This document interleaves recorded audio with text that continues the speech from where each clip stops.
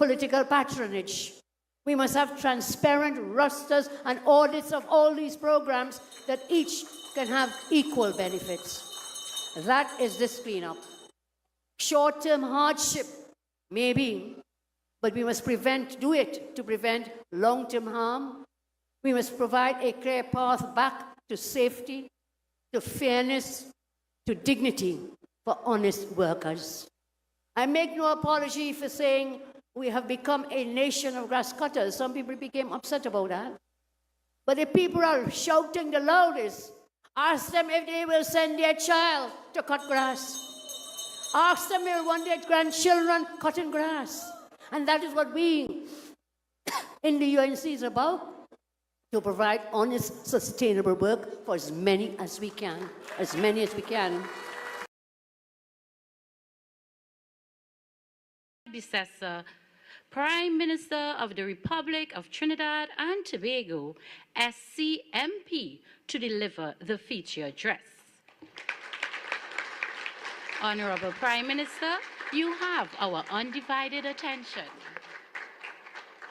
Thank you very much. Let's give it up for the Mistress of Ceremonies. Thank you very much for your very kind words. And in case you're wondering why half of the persons sitting here are falling asleep on themselves, Honorable Prime Minister, is because of a very important meeting we had last night. So wake up, guys. As I say, good afternoon to all of you. Give it up for the Mistress of Ceremonies. I can't hear you. Good afternoon. Thank you very much. Good afternoon. Thank you very much. Please have your seats. Thank you. So my colleagues have done a very great job of going through the entire protocol list. So you'll forgive me when I say distinguished ladies and gentlemen we had last night. So wake up, guys. As I say, good afternoon to all of you. But I will not want to go by without really welcoming Mr. Adil to our shores. He said this is his first visit, and I want him to guarantee us it will not be his last visit to Trinidad and Tobago. Thank you. And of course, your colleague, Mr. Riley, thank you so much. Chargé d'Affaires, it's always pleasant to see you and your team. Thank you very much. Honorable Ministers, distinguished ladies and gentlemen, I think we really need to express how wonderful it was to listen to the duet just now from Rihanna Niles. Give her a round of applause. Marcus Nelson, thank you.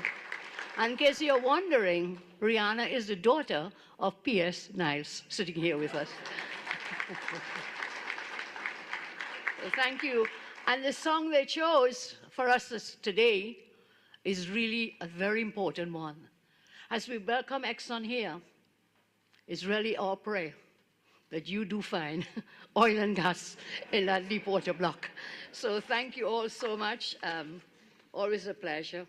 Again, for those joining us, the energy sector really, energy security is so vital and important for us. Last night I said it, there are those up in the north. Sorry that Exxon is part of them, but they are from the north. But the northern hemisphere developed their countries to the fullest and are now trying to put on us that we should clamp down on our carbon emissions. We should look not too much at hydrocarbons. But Trinidad and Tobago has a competitive advantage when it comes to hydrocarbons, when it comes to the energy sector, and we should not lightly surrender that. We must continue to look, reevaluate, and as Mr. Adil told us, we'll be looking to keep emissions as low as possible. That's our benefit.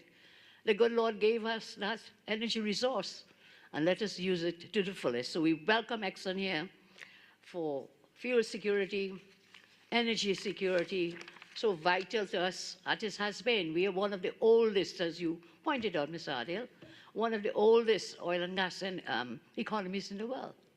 You gave us some dates. I don't think any of us were born at that time.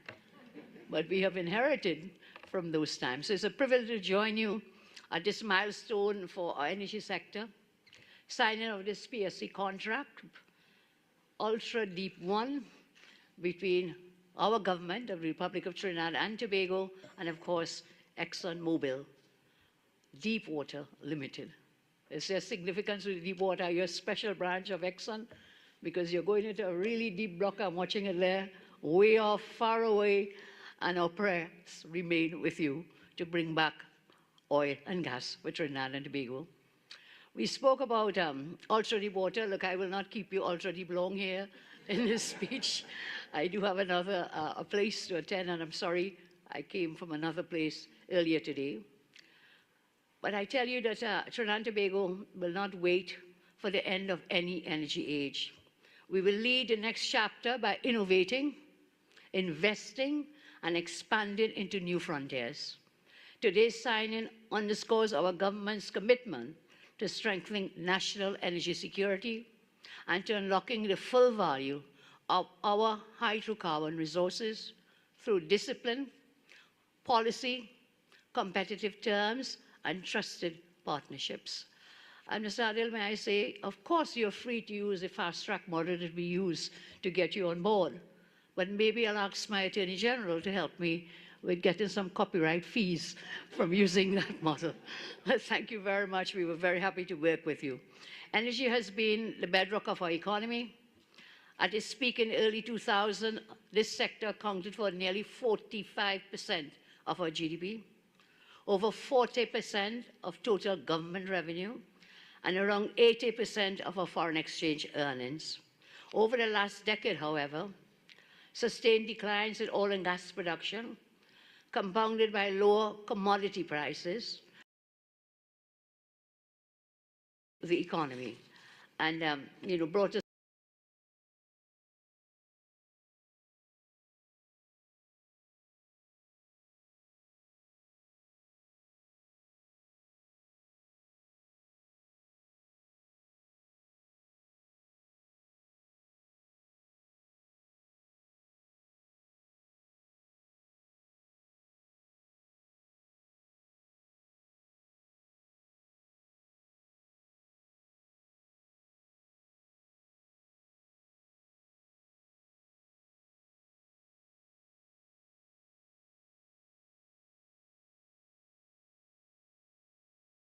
owners receive equitable returns while investors earn fair and predictable profits.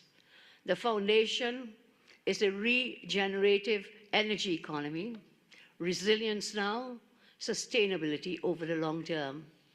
To compete and win, we will do the following: maintain an attractive fiscal framework aligned to risk and reward.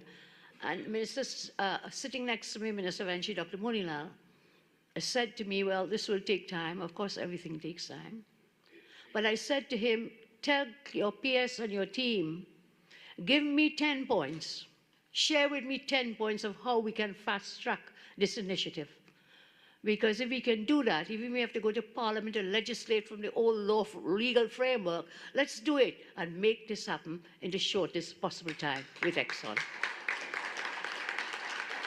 So in the energy sector, we will maintain an attractive fiscal framework aligned to risk and reward, enhance operational efficiency across exploration and production, reduce production costs by enabling technology and logistics, and streamline regulatory oversight without compromising standards. It's very important. So we'll have the guardrails, but we'll also have the progress that is to come. Regulatory oversight on REGI, they said that they will use you. Mr. Keza, Minister in the Ministry of Energy, said they will be knocking on your door. And I want us to really look at the regulatory framework, the legal framework, so we can really make this happen in the shortest possible time. Are you ready? Reggie? Yes? And the other lawyers, Minister of Justice, Minister of Defense, all the lawyers in the team, help me with the regulatory framework. Because our laws are far outdated. We haven't made the changes. The last time we really looked at the laws relating to the energy sector was when we were there 2010 to 2015. That is what? 10 years ago. 10 years ago. We have had a lot of promises. I'm not here to complain. We are here to work, but we have to recognize the deadlocks and, where we are bottlenecked in the regulatory framework, in the legal framework. So we have to look at the ease of doing business.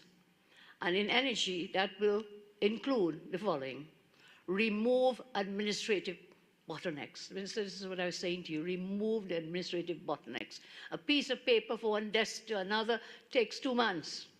That can't be real. We don't have paper anymore. We are on these devices in 1 second. You're just one WhatsApp away, no longer from paper to desk. We can get it to happen. Remove bottlenecks.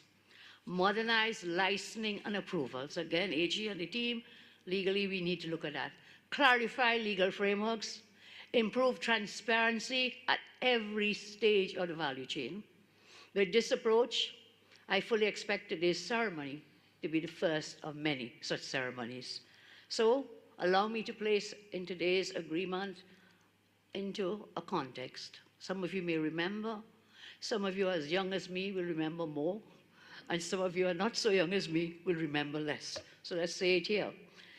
Progress is not an accident, but it is a continuum. And in my previous term in government, from 2010 to 2015, I think Minister Molina mentioned some of it, we reignited frontier exploration and we restored investor confidence through decisive, measurable action.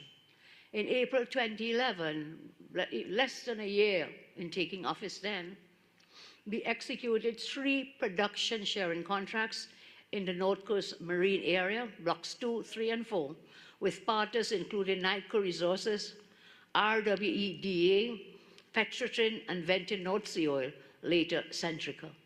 That was 2011. In 2012, we concluded deep water production sharing contracts with BP for Block 23A and Block Trinidad and Tobago Deep. Mi domandi come sto?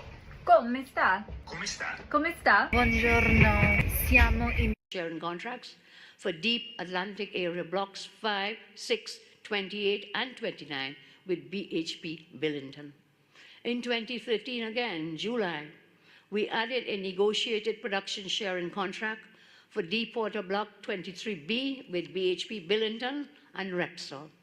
In December 2014, we finalized 2 further deepwater production sharing contracts, Deep Atlantic Area Blocks 3 and 7, and with BHP Billington and BG Consortium with BHP as the operator. So at each step, what did we do? We pushed the frontier outward. We expanded modern seismic coverage. We sharpened our geoscience, and we built local capability. Block Trinidad and Tobago Ultra Deep 1 now stands on a solid foundation. Our basin knowledge meets ExxonMobil's ultra deep water capability. That is how we turn prospects into production and potential into lasting national value for our citizens. Today, we also send a very clear message. Trinidad and Tobago's energy sector is open for business. Investor confidence from global majors remains strong, as evidenced again by ExxonMobil's participation. After 22 years, ExxonMobil has come back to Trinidad and Tobago. They probably know something that we are going to find out very soon. So we welcome you. ExxonMobil ranks amongst the world's leading oil and gas companies by revenue, by market capitalization, and production capacity. We welcome ExxonMobil as a partner with the government and people of Trinidad and Tobago in advancing our upstream sector.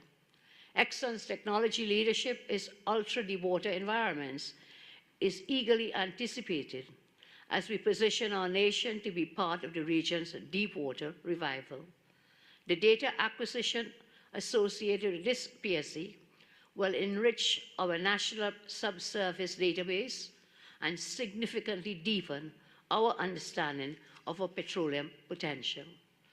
Today's event, then, I say, is a momentous one, sir, Ms. Adil. In TNT's energy sector, we see benefits extending both to your good self and your company, ExxonMobil, and also to the nation, our beloved nation, Trinidad and Tobago. Ultra-deep water exploration has the potential to deliver very large volumes at high margins, easily offsetting the tremendous capital costs and technical challenges inherent in a project of this scale.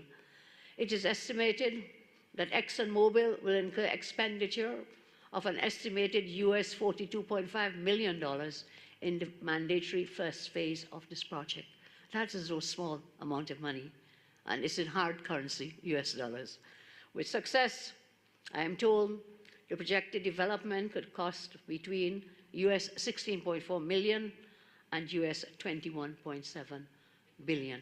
Billion, 16.4, I'm sorry, billion, and US 21.7 billion. Globally, estimates of undiscovered resources in deep water vary. Some assessments indicate roughly 1/3 of the world's undiscovered conventional oil and gas lie in deep water basins. Other studies suggest as much as 80%, depending on definitions and methodologies, 80% lie in deep water basins. What is not in doubt is the scale and strategic importance of deep water to the world's future supply. While TNT is often described as a mature hydrocarbon province, we still hold extensive deep water acreage that remains unexplored. Based on the latest oil audit, prospective oil resources in active acreage are just under 3 billion barrels, underscoring the opportunity ahead of us. We are confident in the success of this major project. We want to wish again to ExxonMobil as our partner, to wish them the best for our mutual gain. And I say, my friends, we all know that unrealized potential has absolutely no value. We would therefore maintain strong momentum in exploration across all domains, deep water, shallow water, and onshore. To this end, I mandated the Minister of Energy and Energy Industries and the Minister Kesar in that ministry to do the following in the energy sector. Accelerate the responsible exploration of unexplored land and marine acreages. Continuously improve acreage award processes and undertake a comprehensive review of the oil and gas taxation regime to ensure TNT remains an internationally competitive hydrocarbon province. This is your task, ministers and peers in the ministry. Our principle is simple. Investment goes where it is welcome, and investment stays where it is well treated. That must be the signature of our stewardship. Today's achievement reflects collaboration and teamwork of the highest order. I extend heartfelt congratulations to the Honourable Minister, Dr. Rudal Munilal, Minister of Energy and Energy Industries, Minister Kesar, Minister in the Ministry of Energy and Energy Industries, to the Permanent Secretary, Mrs. Penelope Bradshaw-Niles, and the Ministry's negotiating team for their diligence and professionalism under tight timelines. Can we give the Ministry's team a round of applause? And may I recognize amongst us, and I'm sure you'll be seeing more often, hopefully, as Exxon undertakes this mammoth task, the President General of Oilfield Trade Workers Union, Mr. Ansel Roger, who is amongst us. May I also take this opportunity to extend to ExxonMobil your negotiation team for their constructive engagement and commitment to this venture. Additionally, I acknowledge again the Office of the Attorney General for your timely vetting of the PSC and associated documents which enabled today's successful signing. In closing, I repeat, this agreement sets a very strong precedent for the next phase of our energy future. While global headwinds may arise beyond our control, the path ahead is brighter. The domestic energy sector is in safe, steady, experienced hands, the hands of a government that knows the business and will to deliver for the people of TNT. May the work we begin today light opportunity in every home and hope in every heart. We are confident in the success of this major project. We again want to wish ExxonMobil every success as we partner for mutual gain and for the long-term prosperity of the Republic of Trinidad and Tobago. Thank you, and may God continue to bless each and every one of you. Thank you very much.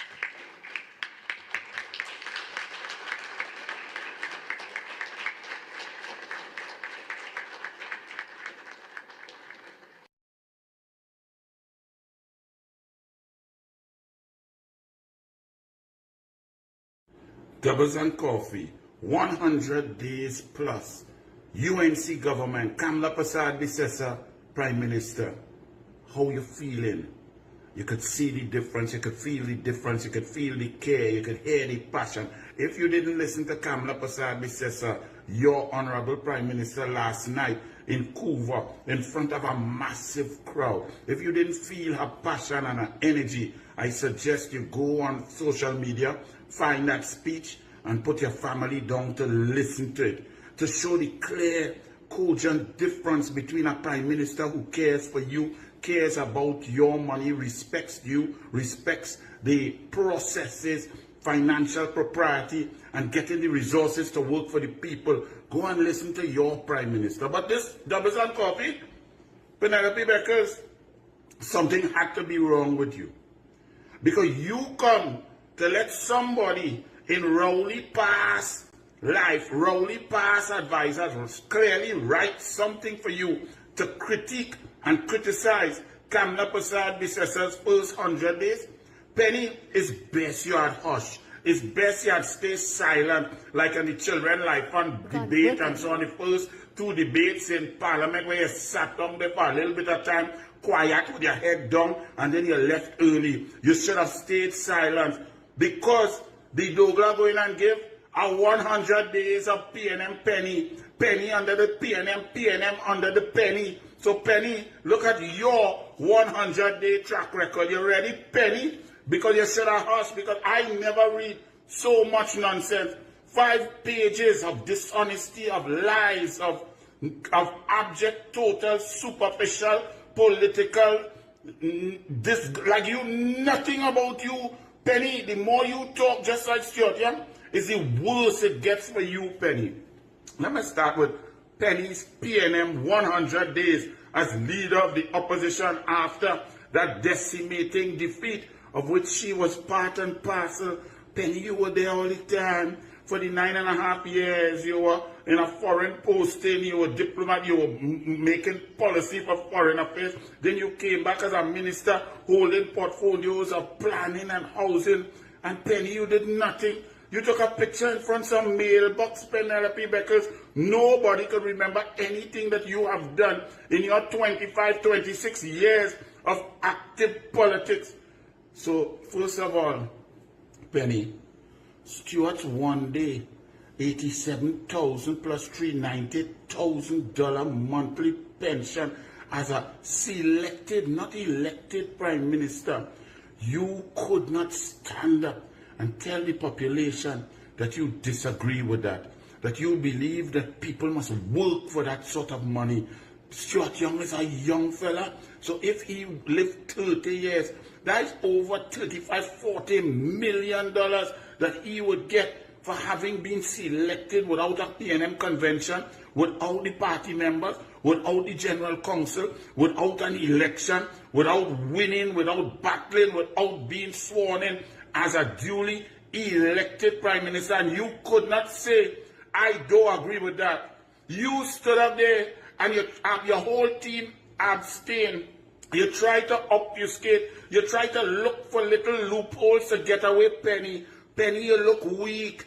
You could not just say, that is elitist, that is wrong. What are we teaching our children? That you don't earn a pension. You work a little bit for a month, if so much. Really, that day. But if you really want to extend it 6 weeks, and you get over $1.2 million of taxpayers' money a year for the rest of your life, Penny, you flop and your PNM flop, and you just couldn't deal with it because you're weak, Penny. You can't stay in Parliament. You are the leader of the opposition, the Prime Minister who you and your PNM cohorts on social media trying to suggest with Karim Marcel with the mouth open up and the lip dragging on the table, trying to present a picture that Kamla Prasad Bisesa not working and she home, and then they're letting people send a wrong message that Renessa Cutting. And Renessa Cutting, did you get a house from the PNM, from HDC? I'm asking you, Renessa Cutting of TV6. Tell the nation how you got that house. Did you get a house? How much you qualified for? How long you had applied for? How you jumped the queue? How you get through when so many citizens didn't get through? Renessa cutting of TV6 News talking about Kamala out of the country and she didn't put her acting prime minister and she suffered a stroke. And Renessa cutting, did you see Kamala Prasad Bissessa on the hustings last evening? The power, the strength, the brilliance, the passion. But Penny, you support that kind of nonsense. And Penny, you couldn't even debate. Kamala get up and debate every bill there as a prime minister.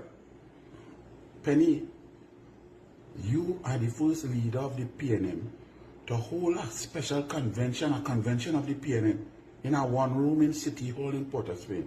First of all, how a political party using state resources and state assets for a political meeting? But you can't even feel what happened to Shagarama's convention center? What happened to the Napa? You're going in City Hall, Penny. That's your first 100 days. The weakest, decimated, emaciated look of the PNM, desperate and weak. Faris, Foster, and Amory. Out of all the young PNM supporters who all you have and all you say bright and so on, that's who you get to put. You only have 6 to choose in the Senate. And 3 out of the 6, you choose Faris Al-Rawi, Amory Brown, and Foster Cummings. Among them, they have more questions to answer than have questions to be asked. And then fourthly, you choose Kobo Sweat Dan Paul, a man who didn't even know that a permanent secretary is not supposed to espouse the policy of the executive arm of the government, that a permanent secretary is just an accounting officer. And on Hansard, he said he was the man leading the charge for the PNM with the TTRA. That Dan Paul, who said $3.6 billion is a glitch. That's the only PNM you could find to put in the Senate.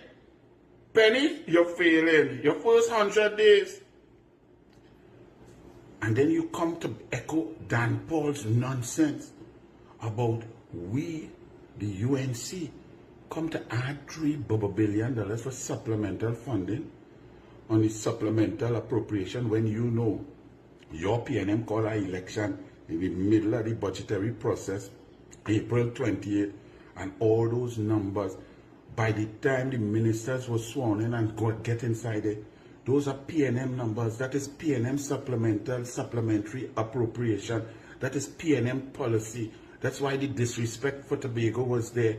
Anybody who knows will know that Kamala Prasad Bissessa's first budget is coming up. Whenever Dave Tanku and Kamala Prasad Bissessa are ready, whether September, October, whenever it is, that's when the UNC starts to show Kamala's policy, Kamala's heart, Kamala's belief. Kamala come in to appropriate and to show she's putting the money where her promises are. So for you to be so disingenuous and so dishonest, you're following your leader Rowley. Penny, you start off lying in your first 100 days. You cannot control your small maxi of MPs. You cannot control your small maxi of MPs, Penny. All of them calling press conference, left, right, and center, without your knowledge. Nobody know who was the leader of the opposition. Because when Marvelous Marva wanted to talk, he called a press conference. Stuart Young, the former selected prime minister, he calling press conference. Faris calling press conference. Even Rowley come off the golf course, call a press conference and lie about and attack Trinidad and Tobago, its government, its commissioner, police and all. Somebody put he on our Interpol list. Nobody even thinking about Rowley. Nobody even care about Rowley. We want to get Rowley out of our mind, with body, spirit, and soul. Rowley come to call a press conference to say, somebody lie on he and they stop him in Antigua. And you had nothing to say. Because Rowley could do what he want. Smallpen could do what he want. Faris could do what he want. Marvin could do what he want. Foster could do what he want. Because you lead nothing. You are not a leader. So don't talk about 100 days. Study yourself. Calm. Wow. The most hated man in politics by PNM, UNC, Independent, and those children that not even born yet who would read about politics is Colm Imbe. And that's who you select as a deputy political leader. That's your new vision, your wind of change is Colm Imbe. Penelope Beckers, you had to be crazy to even think about suggesting to criticize Kamla Prasad Bisesa. Call Member, the man who take away people's subsidy and laugh, the most arrogant, imbecilic politician in the history of politics in the Caribbean, only because PNM is a cult. He does get vote. The PNM people who vote for him does vote as, oh God, I had to vote for Call, and you go and select Call out of your remaining PNM drabs to be a deputy political leader. And then Jennifer Baptiste Primus, who, my goodness, she nearly ready for rocking chair. But you bring her as your new vision for the PNM, Jennifer Baptiste Primus, who was a Minister of Labour, and Labour get attacked and decimated. Labour get disrespected by the PNM, by Rowley, and she sat there and said nothing. That's your leader? That's your deputy political leader? And our next one who get licks from our young lady, MP Sammy, up in Kamuto Manzanilla. Faris. You have nothing to talk about Faris? Faris have questions to answer on CPEP. A learned judge sent Faris case and CPEP and Sadiq Hussain, your whole PNM crew, Joel Edwards, to the DPP. You have no comment. You have nothing to offer. You have nothing to say, Penelope Beckers, in your 100 days. Faris on Jack Warner extradition. They can't find documents signed that on court man say was there. You have nothing to say, Penny. You can't control your troops. And that's who you select. What about Faris on Nelson Gate? The indemnity that Faris signed. You didn't say nothing then and you say nothing now. But you put him in the Senate. All of these questions. And yet Faris still in the Senate. So a man go on a file to the DPP. And that's your choice to sit in your Senate out of your 6 PNM. Penny, you better check yourself. Don't worry about Kamla. Kamla going good. Marvelous Marva made the most racist statement at a PNM press conference talking about when he see boards of Trinbagonians, he see Bangladesh and Delhi, and you said nothing. You sat there silently. Silence is acquiescence. Rowley and all the real leader of the PNM with Stuart Young Day, Rowley come and say Marvelous Marva misspoke. He was inelegant and he lied on him about the cabinet. But you, the so-called leader of the PNM, let Marvelous Marva play a race card and talk nasty, divisive stupidity. And you had nothing to say because you lead nothing. You are not powerful. You are weak, Penelope Beckers. So leave Kamla alone. Then, on the CPEP matter, you come out of the parliament and you're going to play fake empathy for poor people, you know? And you say, you come out there and you're talking about people lost their jobs. Kamla say, listen, I want more for my people. I want my people to have sustainable jobs. Jobs that they could pay their rent, pay a mortgage, get groceries. I don't want to leave my people at the lowest end cutting grass all day. What's wrong with that? If you are a mother or a father, you want what's best for your children. As a prime minister, you want what's best for your citizens. And if cutting grass is what you could fight for, Penny, that is why PNM will stay where they are. You gone to play you protecting workers. Get a lawsuit. Get your PNM lawyers who led by you. And the first lawsuit they filed for a company that gets struck off the list and had to be withdrawn. The second time they filed, the judge read all the pleadings, all the statements, and send it by the DPP. That is your track record. Oh, this thing going up. Racist attacks on Firoz Khan from your PNM soldiers, and you say nothing because Firoz Khan want people to come and work for money, to work for the salary, to do something, to be efficient, to be productive, and you have no comment. PNM soldiers angry and livid to show up for work. You start a call about you want pan in schools. It's you who took away pan in schools. Tim Gopi Singh had pan across the board. The PNM under your former Minister of Education, Garcia, cut pan in schools. 26 years in politics, and we don't know what you did, Penny. PNM political meetings under you, 62 people, because you had no goals and you had no CPEP. A remind a mess. You're promoting PNM's failing, illogical, disrespectful race card as your politics, And you want to talk about Kamala? That is your 100 days penny.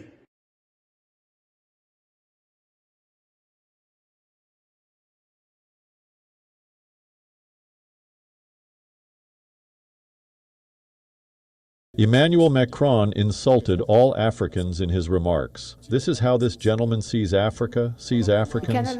We are not human in his eyes. For the first time in history, something unbelievable. Work anymore. What will happen?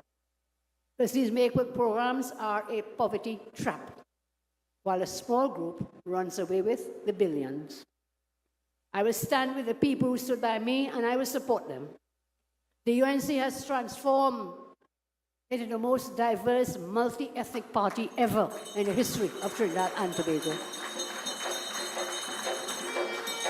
During the campaign, I warned that there is a country beyond the lighthouse in Port of Spain. And to my friends from Port of Spain, I see Philip smiling.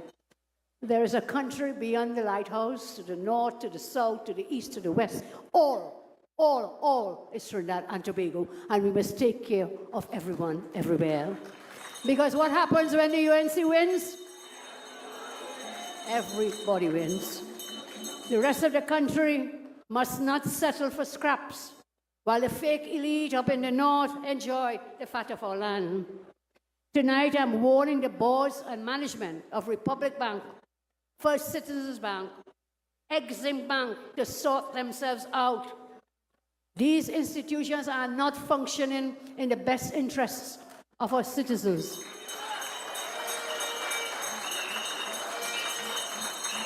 They operate in the interest of a few.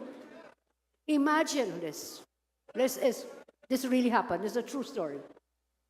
Imagine a 1%er walks into the office of Minister Jolin John. He comes in with a folder with paper, and he puts the paper on the desk. And you know what is on that paper? Puts that paper and he tells her he wants land at Invaders Bay. He said he's getting a loan from Republic Bank to buy the land. Of course, at reduced discounted prices. And guess what? He's then getting a loan from the same Republic Bank to build a building. And then the same Republic Bank will rent the building from him to allow him to repay the loan and make a profit. This is a real story. That is what has been happening in secret, behind closed doors, under the former regime. Thank God you put us into office so we can expose them for their dealings.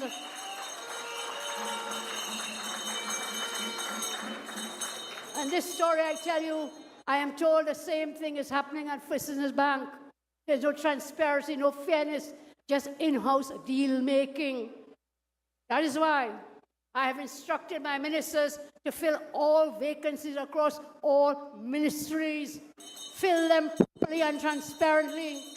Police Service Commission, Teaching Service Commission. Let's fill the vacancies across the service and create sustainable jobs for the people of Trinidad and Tobago.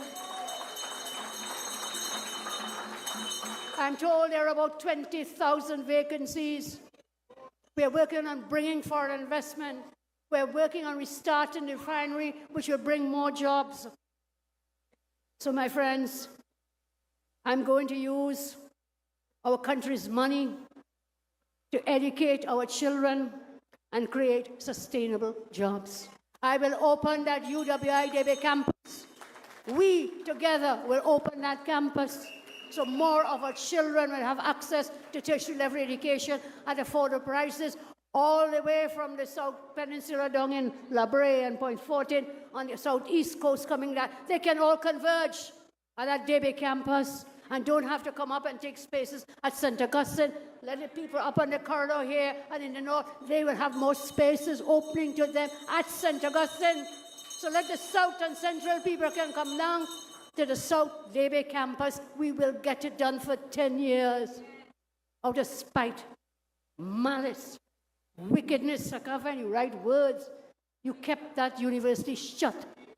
It was about 95% complete, shut down for 10 years.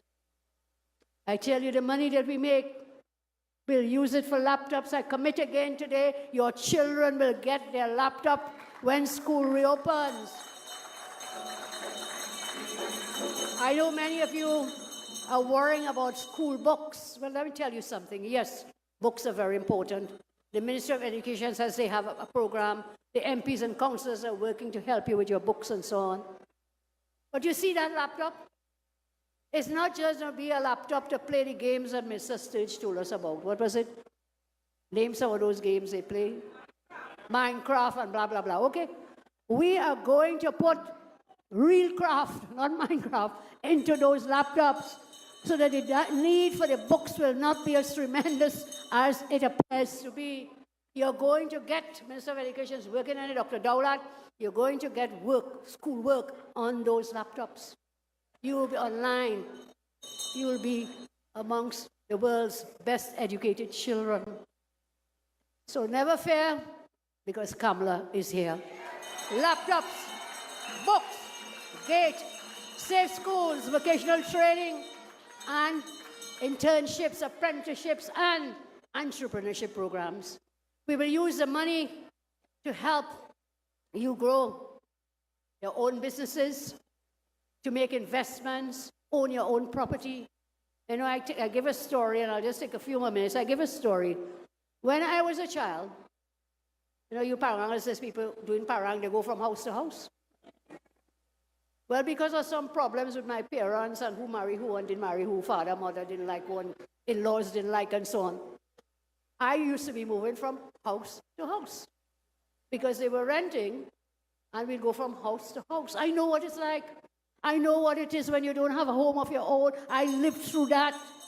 And thank God today, what has me here today is education. So children, as Mighty Sparrow tell us, go to school and learn. That is the only passport out of poverty. That is only the key to a better quality of life. So we'll use the money for education. A lot will be spent on education.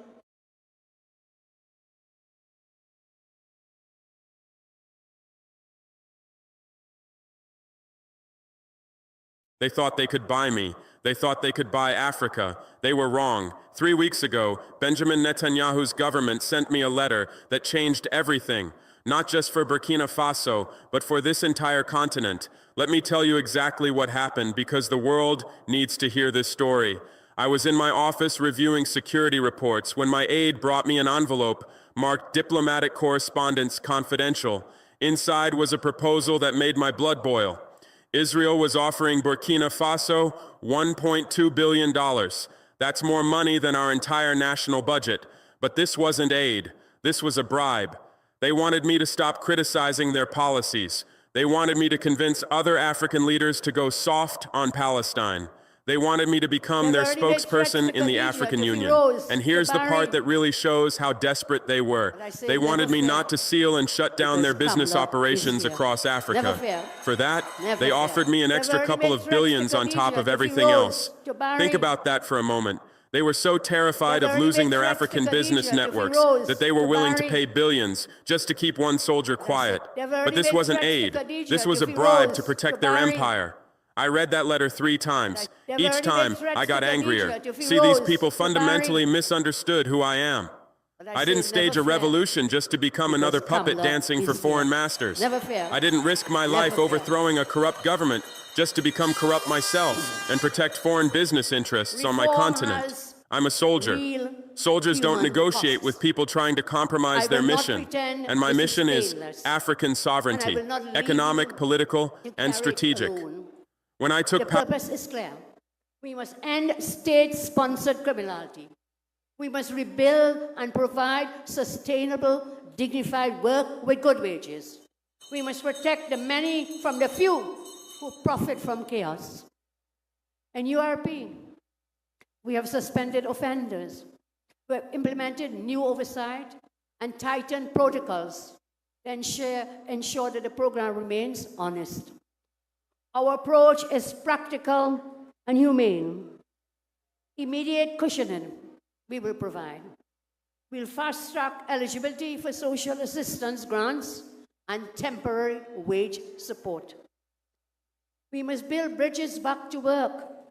There must be priority placement into public and private jobs and training to upgrade skills or start small businesses. We must reorganize. That is a cleanup. We must have reorganized programs. There must be merit and not muscle. There must be community value, not political patronage. We must have transparent rosters and audits of all these programs that each can have equal benefits. That is this cleanup. Short-term hardship, maybe, but we must do it to prevent long-term harm. We must provide a clear path back to safety, to fairness, to dignity for honest workers. I make no apology for saying we have become a nation of grass cutters. Some people became upset about that. But if people are shouting the loudest, ask them if they will send their child to cut grass. Ask them if they want their grandchildren cutting grass. And that is what we in the UNC is about, to provide honest, sustainable work for as many as we can.